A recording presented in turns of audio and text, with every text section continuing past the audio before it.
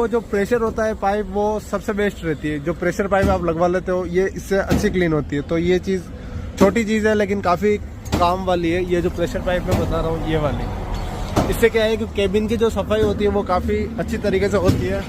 लेकिन ये गाड़ी देख रहे हो आप, अभी तो श्री सीमेंट ये जो लिखा हुआ आया है इसके साथ, अभी कंपनी सभी काफ़ी गाड़ियों में लिख रही है। और एक और बात कहूँगा, जो ये केबिन की जो हालत देख रहे हो, जो सीमेंट फैक्ट्रीज में जो गाड़ी चलती है उसी में ये ज़्यादातर दिक्कत आती है, जो सीमेंट फैक्ट्री में गाड़ी चलती है। आप वो